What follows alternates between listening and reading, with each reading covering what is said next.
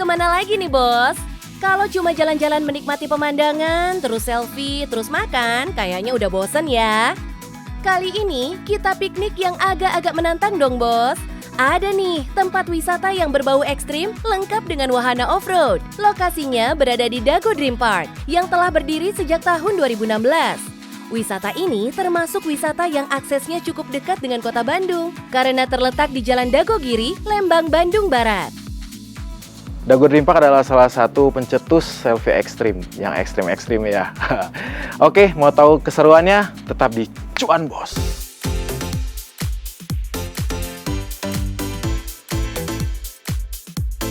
Nah, yang wajib dicobain kalau main ke sini adalah Monster Trail-nya. Nah, wahana ini 100.000 per orang. Ini memacu adrenalin sekali. Jadi buat teman-teman bos di sana, boleh dong coba di sini ya. Oke, dan jangan lupa ini aman. Wahana ini sebenarnya dibuka sejak 2020 saat masih pandemi. Sempat tutup beberapa kali, itu kesempatan kita buat bikin wahana baru. Jadi tidak mengganggu wisata gitu. Mantul ya bos, keadaan pandemi malah jadi produktif untuk menciptakan wahana baru. Ada 8 mobil yang tersedia untuk menikmati keseruan ini. Sebelum menaiki mobil Monster Trail ini, kita dikasih pengaman berupa helm. Maklum bos, medan yang dilalui nggak mudah, jaraknya sekitar 1 km untuk 2 kali putaran. Kontur medannya yang turun dan menanjak memang jadi keseruan tersendiri dalam menghadapi medan yang nggak bersahabat. Bahkan sampai ada loh pengunjung yang memesan saat musim hujan biar lebih kerasa adrenalinnya. Duh, salut! Kehadiran wahana ini berhasil menarik 150 pengunjung seharinya. Menurut Mas Revi, wisata off-road memang lagi ngehits. Jadi nggak salah deh mereka menghadirkan wahana ini. Atau mau cobain main off-road lainnya? Ada nih bos, wahana ATV yang bisa dicoba. Kontur medan jalanan di ATV ini cocoklah buat yang ingin bermain aman. Cukup membayar Rp60.000, kita udah bisa menikmati wahana ini.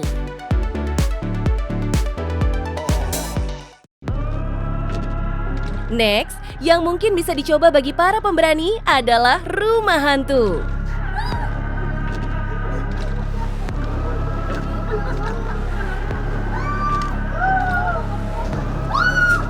Nah, warga plus 62 memang doyan nih kalau yang berbau horor. Suasana gelap dan mistis, musik horor, serta boneka-boneka hantu menambah kengerian di sini, bos. Beberapa liku perjalanan bakal ada kejutan. Bahkan ada tokoh Texas Chainsaw yang hadir di tengah perjalanan. Duh, siap-siap banyak baca doa deh ya.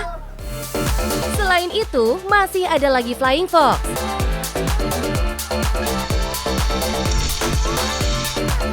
Bahkan di sini juga ada wahana pirate ship yang siap mengguncang isi perut. Kemudian ada row a boat untuk yang pengen romantisan. Sedangkan untuk anak-anak ada juga Pine House alias playground. Sementara untuk hiburan keluarga juga ada paintball yang harganya Rp60.000 aja per orang. Murah nggak tuh? Bahkan rencananya di akhir Desember 2022 ini bakal ada wall climbing dan mini zoo. Kalau mau mengelilingi Dago Dream Park ini pasti puas bos. Soalnya di tanah seluas 13 hektar ini ada 30 wahana yang terbagi menjadi lokasi selfie, adventure, dan kids.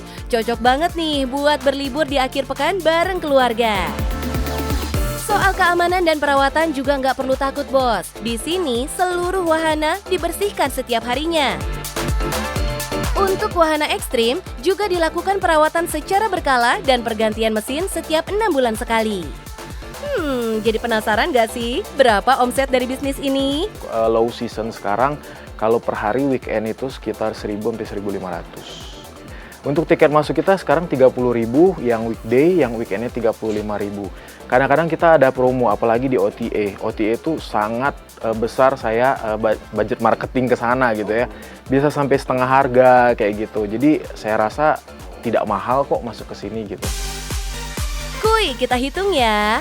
Kalau di hari Sabtu dan Minggu bisa mencapai 2.000 pengunjung dengan harga tiket Rp35.000, maka penghasilan sebulan adalah Rp280 juta. Eits, ini belum termasuk harga wahana yang berbayar ya, Bos. Belum lagi ada restorannya juga. Ngomong-ngomong soal restoran di sini, Dago Dream Park menghadirkan konsep Pirates of Caribbean yang lengkap sama tokoh Jack Sparrow-nya. Makan di sini pastinya memberikan sensasi makan di kapal bajak laut yang bisa dinikmati dari start harga 20 ribuan. Selain itu, kita juga bisa membeli oleh-oleh untuk kenang-kenangan. Cuannya lebih nampol lagi pasti.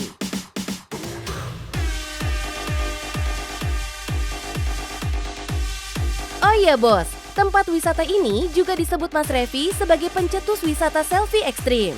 Salah satu spot wahana yang sempat viral adalah karpet Aladin. Tapi tenang, ada pengaman kok di setiap wahana ekstrim. Di sini juga ada fotografer yang siap mengabadikan segala kondisi muka pengunjung.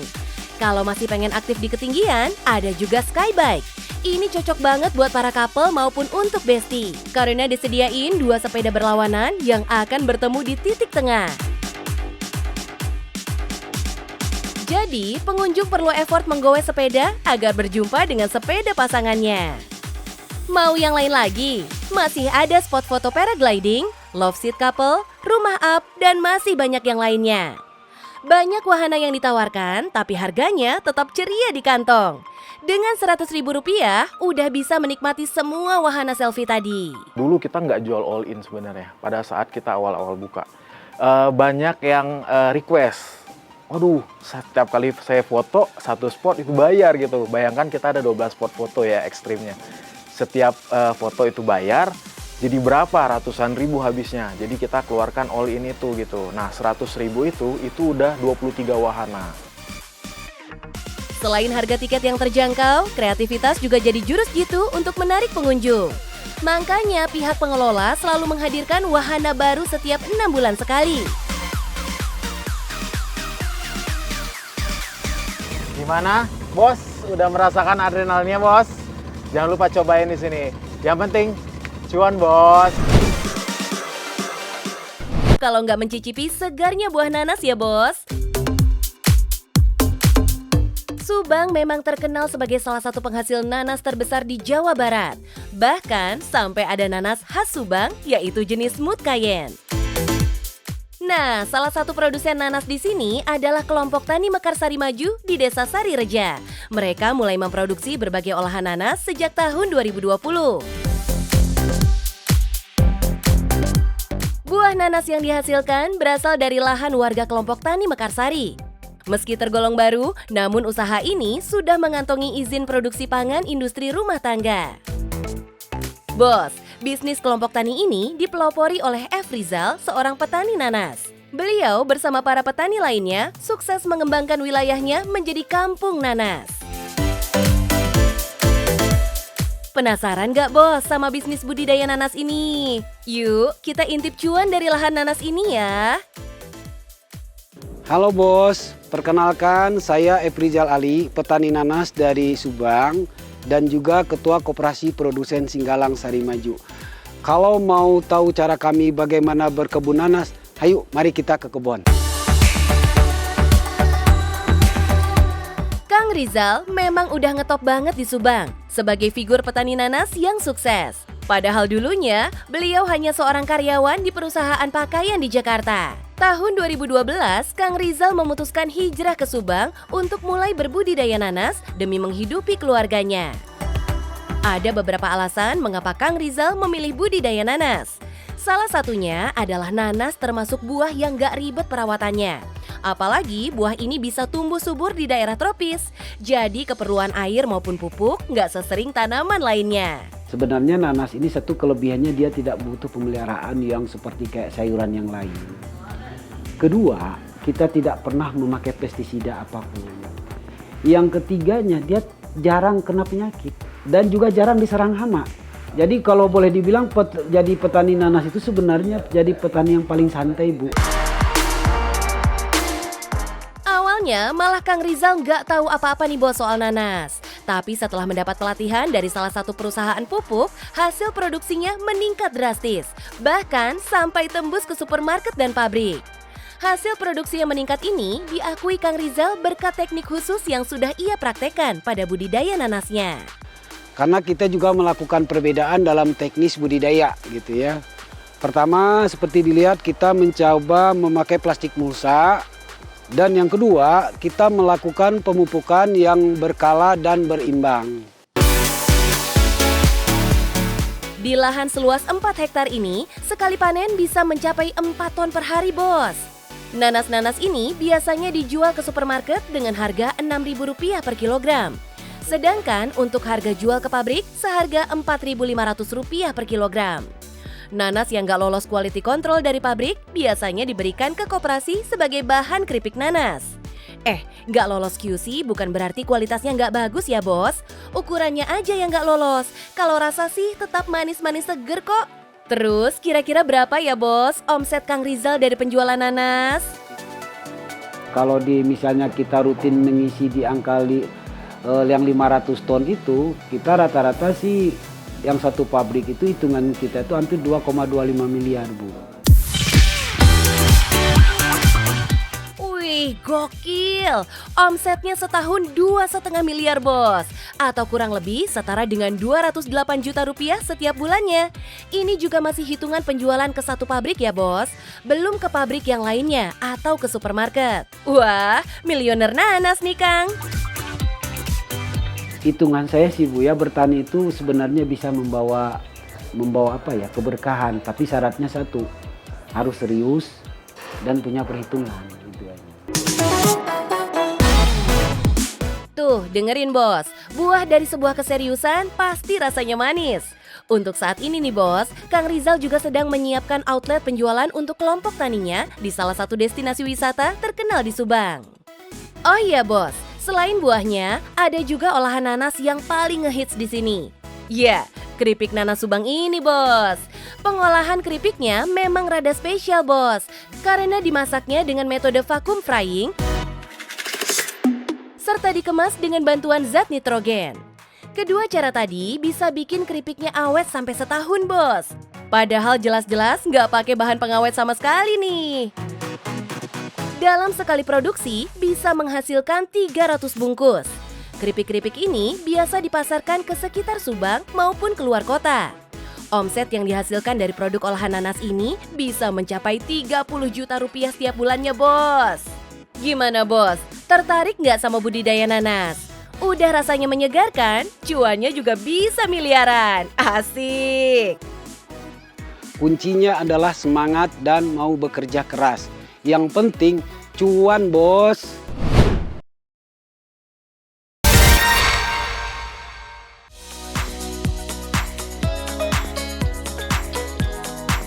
Bos, yang doyan sama sate Padang, sini kumpul. Kalau buat penggila sate Padang, pasti nggak absen sama tambahan kerupuk kulitnya, biar makin jos. Emang dasar warga plus 62 ya, makan apapun kalau nggak pakai kerupuk tuh kurang lengkap. Termasuk kerupuk kulit ini, bos. By the way, kerupuk kulit nggak cuma renyah di mulut aja, bos. Karena terbukti, cuannya juga membuncah. Bahkan bisa sampai ratusan juta rupiah. Renyah dan bikin cerah kan, bos?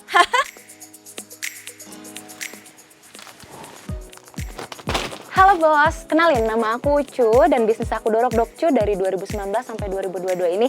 Gimana sih caranya aku memaintain bisnis ini? Ikutin terus aku dan Dorok Dokcu bersama Cuan, bos. Salam kenal nih bos, sama pengusaha muda yang satu ini, Ulfa Febrianti alias Teh Ucu. Beliau ini pelopor Dorok Dok guling varian rasa yang sempat viral di tahun 2019. Ngomong-ngomong, bedanya Dorok Dok dengan kerupuk kulit, kalau Dorok Dok terbuat dari kulit sapi. Sedangkan kerupuk kulit umumnya terbuat dari kulit kerbau. Nah, Teh Ucu bisa dibilang awalnya jualan tanpa modal untuk promosi, bos. Alias cuma posting foto Dorok Dok di medsos, tapi langsung banjir orderan dong. Lewat usahanya ini, sekarang ia memiliki ratusan reseller yang tersebar dari Sumatera, Jawa, Kalimantan, Bali, hingga Sulawesi. Karena banyaknya pesanan, Teh Ucu sampai bisa memproduksi 4 kuintal dorok-dok dalam seminggu, alias 1.200 bungkus. Bukan main kan? Jadi nggak usah heran bos, Teh Ucu bisa menghabiskan 200 liter minyak per minggu untuk menggoreng dorok-dok.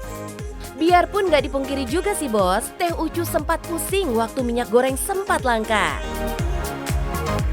Kita pernah ada mengalami kenaikan harga ke konsumen itu hanya di 1.000-2.000, itu udah paling mentok 2.000. Karena apalagi untuk kuantiti besar, mereka pasti kerasa banget ya. Jadi kalau kenaikan harga bahan baku itu ngaruh banget sih ke kita produksinya. Ya udah, tenang aja Teh, minyak goreng lagi stabil kok. Sekarang kan giliran BBM yang lagi main drama. Walau terpaksa menaikkan harga, tapi reseller dan distributor tetap pada beli dorok-dok ke Teh Ucu bos. Teh Ucu mengklaim kulit yang ia gunakan adalah kulit sapi berkualitas sehingga nggak bikin seret di tenggorokan. Kita memperhatikan mulai dari berat badan sapinya, kualitas kulitnya. Kalau ada kulit yang nggak bagus, udah pasti nggak kita pakai. Dari bumbunya juga kita pasti perhatikan. Nah, untuk ketahanannya sendiri, dorok dokcu ini kuat 2 bulan. Kalau udah dibuka sih ya sama sih kayak kerupuk pada umumnya, dia juga bisa melempem. Jadi buat micin lovers yang jajan dorok dokcu, langsung habisin aja ya, terus langsung beli lagi. Tapi yang namanya pesaing pasti ada aja ya bos. Apalagi ini udah buka dari tahun 2019. Nah, dalam menghadapi persaingan, Teh Ucu punya pandangan sendiri nih bos. Kita nggak takut sama kompetitor karena apa? Dorok dokcu ini adalah pelopor dorok dok guling dengan varian rasa. Personal branding memang jadi salah satu teknik marketing Teh Ucu dalam memasarkan produknya. Makanya nggak heran produknya melekat di ingatan para pembelinya. Secara nggak langsung, Teh Ucu juga berhasil membuat kerupuk kulit jadi naik kelas bos. Yang tadinya cuma makanan sampingan, sekarang bisa jadi cemilan utama yang bisa dikonsumsi siapapun. Sekarang, cus deh, kita hitung berapa sebenarnya omset Teh Ucu. Kalau seminggu bisa menghasilkan 1.200 bal, maka 1.200 dikali 4 minggu, sama dengan 4.800. Harga dari 1 bal adalah Rp95.000. Maka hasilnya adalah Rp456 juta dalam sebulan. Ai mate. Nah, meski bisa menikmati cuan ratusan juta, awalnya Teh Ucu nggak mudah waktu membuka bisnis ini. Sering diremehkan udah pasti, tapi Teh Ucu pantang menyerah dan nggak gengsi jualin kerupuknya ke teman-teman sekitar. Nggak cuma diremehin bos, Teh Ucu juga pernah memiliki pengalaman buruk dalam menjalani bisnis ini. Jadi awalnya aku berjualan sama suami aku itu, pacar ya dulu kita masih pacaran nih. Kita tuh ngambil dari pabrik. Setelah jalan 1 tahun kontrak dengan pabrik itu, ternyata pabriknya mengkhianati kontrak ya, maksudnya menyalahkan kontrak. Terus ya di situ aku dibilang down banget, sampai dibilang malas jualan, aku nggak mau, kayak trauma banget. Nah akhirnya ya pacar aku sama keluarga ya terutama nyemangatin banget kayak, ayo gimana kita mulainya harus inget gitu, kita udah sebesar ini, ya udah berarti ini saatnya kita buat berdiri di kaki sendiri. Jadi akhirnya alhamdulillah sekarang Dorok Dokcu udah punya pabrik sendiri. Duh, lika-liku bisnis emang gak mulus ya bos. Untungnya Teh Ucu jadi bisa berdiri sendiri serta mampu membuka lapangan kerja lebih banyak lagi, terutama lewat reseller dan distributor yang membeli produknya. Malahan bos, Teh Ucu juga pernah ditunjuk menjadi perwakilan UMKM milenial yang dipanggil ke Istana Negara. Wih, patut dicontoh nih bos. Bos, jika kamu mau memulai bisnis, yang pertama jangan gengsi. Terus yang kedua, apapun barang yang kamu jual, kalau kamu bisa nambahin nilai ke produk itu, pasti produk itu berharga. Yang penting cuan bos.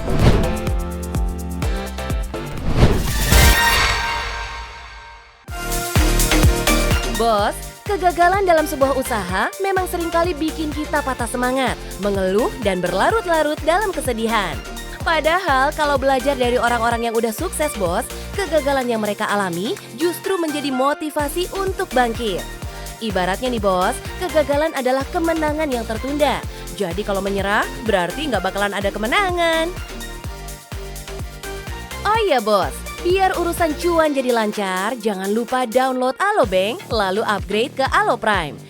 Semua transaksi bakalan lebih mudah dan gak pakai ribet. Mulai dari urusan pembayaran, transfer, sampai berbagai promo dan benefit lainnya. Sekian dulu perjumpaan siang ini ya bos. Semoga tayangan tadi bisa menginspirasi kita semua.